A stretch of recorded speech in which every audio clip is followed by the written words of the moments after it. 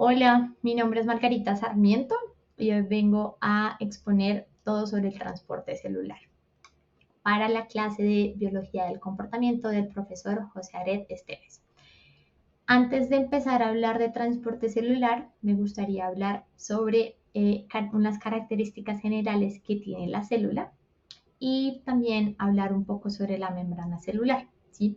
Entonces no podemos hablar de transporte celular sin mencionar qué es la célula, de qué se trata y a través de qué parte de la célula se da el transporte celular. Entonces, para arrancar, quisiera como decir y explicar que la célula es la unidad primordial, funcional y estructural de los seres vivos. Para que haya vida, tienen que haber células. Y consta de unas características específicas. Por ejemplo, es sensible a los estímulos externos, es dinámica y tiene capacidad de adaptarse al entorno donde esté, crece y se puede reproducir. ¿No? Contiene la carga genética de los seres vivos dentro de la célula. Y hay algo que es muy importante y es que es individual y está separada del entorno donde vive a través de una membrana. Esto es muy importante porque es la membrana celular la que nos va a permitir conectar la célula con su entorno y también la separa de ese entorno. ¿Sí? Entonces, vamos a hablar un poco de la membrana celular. La membrana celular está compuesta por una bicapa de fosfolípidos y proteínas. Esta bicapa, como la vemos acá, tiene los fosfolípidos, los lípidos que componen esta bicapa, tienen una cabeza que es hidrofílica, es decir, que es afín con el agua o con los medios acuosos, y tiene una cola, la colita que vemos abajo, que es hidrofóbica, por eso se ubica de esta manera. Tanto el entorno interno de la célula, es decir, el citoplasma, como el entorno en donde está la célula en el exterior, son acuosos. Entonces, la cabeza fosfolipídica siempre está expuesta tanto al exterior como al interior. Y también está compuesta por unas proteínas, que es como la vemos acá. ¿Sí? La proteína se ubican entre los fosfolípidos y también hay diferentes tipos de proteínas. Esta membrana celular tiene como principal rol o función dentro de la célula es darle identidad a la célula, separar la célula de su entorno y darle una forma y un espacio específico. Y también es la encargada de conectar el exterior de la célula con el interior y al revés, es decir, el interior de la célula con el exterior. Eso crea un límite entre la célula y su mundo exterior y también le permite pues comunicarse, intercambiar moléculas y hacer todos sus procesos. Y hay algo muy importante de la membrana celular y es que es selectiva, es decir, no todo lo que quiere entrar a la célula puede entrar y no todo lo que quiere salir de la célula puede salir porque pues la membrana es la que es la responsable de hacer esa selección. Para hablar de esto es muy importante a la hora de hablar pues, de transporte en la célula. Hay dos tipos de transporte en la célula, que son pues, los más conocidos, son el transporte activo y el transporte pasivo. Básicamente las grandes diferencias que tienen estos dos tipos de transporte es que el transporte pasivo está digamos, caracterizado porque utiliza energía, gasta energía y esta energía normalmente es obtenida por la mitocondria y pues esta energía es conocida pues como ATP, perdón. Y el transporte activo va en contra del gradiente de concentración. Ahorita vamos a ver un poco de detalle de qué se trata esto. En cambio, en el transporte pasivo no hay gasto de energía y va a favor del gradiente de concentración. ¿Sí? Y también pues para hablar de transporte de la célula, pues ¿qué sucede en este transporte? Lo que sucede es que hay un desplazamiento y un tráfico de sustancias desde el interior de la célula hacia el exterior de la célula y también desde el exterior hacia adentro. ¿Cómo se da? Vamos a hablar un poco de qué se trata el transporte pasivo. ¿Cómo se da este transporte pasivo? Acá vemos este pequeño video que lo representa muy bien.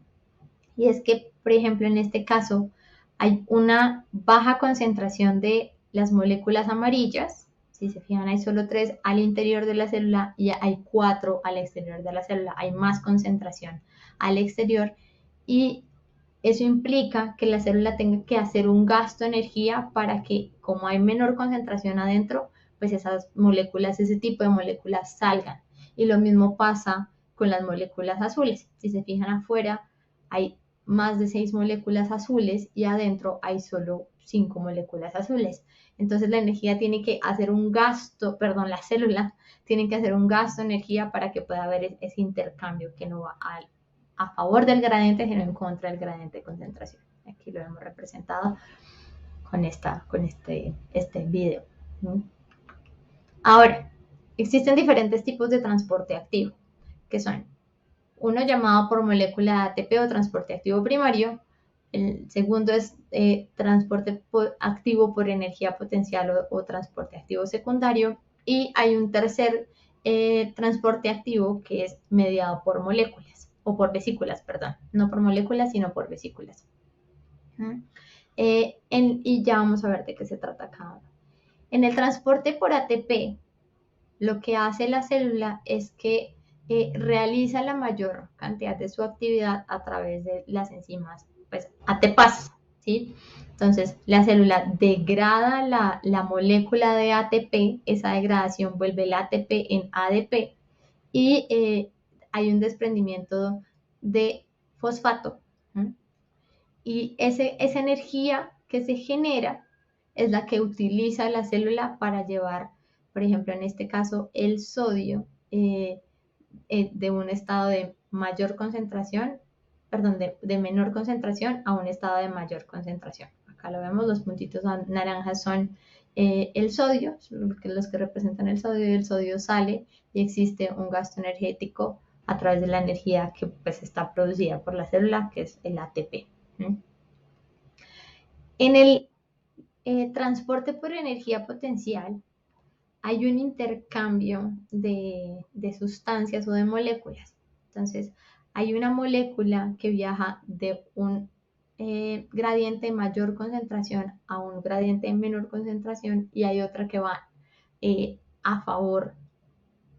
contra del gradiente de concentración, es decir, de menor concentración a mayor concentración. Este tipo de transporte extrae la energía necesaria de un potencial electroquímico, es decir, en este proceso de intercambio molecular se genera una energía y esa es la energía que utiliza la célula para hacer este intercambio.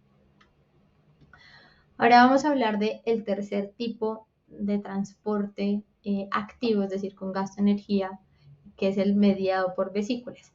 Entonces, existe el transporte mediado por vesículas se da a través de un orgánulo, que pues, es una vesícula, que lo que hace esta vesícula en el caso del interior al exterior es atraer o envolver esa molécula que se quiere transportar y esa vesícula se pega o se adhiere a la membrana y la membrana lo que hace es abrir el espacio para que la molécula sea extraída, ¿sí? Existen dos tipos de transporte mediado por vesículas, que es la endocitosis, que es cuando entra sustancias a la célula, ¿sí? Es importante que tengamos en cuenta que este transporte mediado por vesículas es un transporte que lleva macromoléculas, no son moléculas pequeñas, sino son macromoléculas como polisacáridos o como proteínas. Y este transporte se da sobre todo por productos de ingestión y desecho, ¿sí? Entonces, por ejemplo, en este caso vemos aquí en la gráfica que ahí está la endocitosis, que es cuando ingresa moléculas a la célula, pero también existe la exocitosis, que se da cuando sale moléculas de la célula, como desechos, por ejemplo, de la célula hacia el exterior. Entonces, como les explicaba, aquí está la vesícula. Esta vesícula envuelve la molécula que se quiere extraer, se adhiere a la membrana y la membrana lo que hace es extraer la molécula. Existen tres tipos de endocitosis o de exocitosis, que en este caso son la fagocitosis, que está dada por partículas sólidas, ¿sí? Que es cuando se transportan partículas sólidas, y la pinocitosis, que es cuando se dan se transporta fluido extracelular, es decir, partículas líquidas. Y hay un tercer tipo de endocitosis que es mediada por receptores, y es que la membrana celular tiene unos receptores que va captando las moléculas, y esas moléculas se van creando aquí en la vesícula recubierta, y se genera la vesícula para poder hacer el proceso de intercambio. Ahora bien, vamos a hablar un poco sobre el transporte pasivo. El transporte pasivo, recordemos que no implica gasto de energía y que va a favor del gradiente de concentración. ¿Sí? Acá vemos, por ejemplo, cuando hay muchas moléculas de una sustancia en el exterior, esa sustancia va a ir hacia el interior de la célula donde no hay, o donde hay muy poca cantidad de moléculas de esta sustancia, y lo que hace es la célula es simplemente atraer o jalar esas moléculas de esa sustancia hacia el interior de la célula. Hay dos tipos de transporte pasivo, uno que es conocido como la difusión simple y el otro que es difusión facilitada. ¿Sí? La difusión simple está impulsada sobre todo cuando hay un aumento de entropía, es decir, cuando hay un desequilibrio dentro de la célula lo que hace es buscar una estabilidad o buscar el equilibrio, y genera una difusión simple para poder obtener las sustancias que necesita para mantener ese equilibrio. Y la difusión facilitada se da a través de proteínas transportadoras que pues están presentes, como lo vimos en la capa, en la membrana celular. Vamos a ver un poco sobre la difusión simple. La difusión simple se da con moléculas sobre todo más pequeñas, y gases como el oxígeno, el CO2 o el nitrógeno se transportan a través de difusión simple en la célula. Y la difusión simple es el principal mecanismo de regulación osmótica, es decir, del equilibrio de la célula. Aquí vemos, por ejemplo, pues cómo este tipo de moléculas pasan directamente por la membrana y ya llegan al citoplasma, y se genera una estabilidad más bien en la célula de la cantidad de moléculas al exterior y moléculas al interior. Existe otro tipo de transporte pasivo, que en este caso es la difusión facilitada.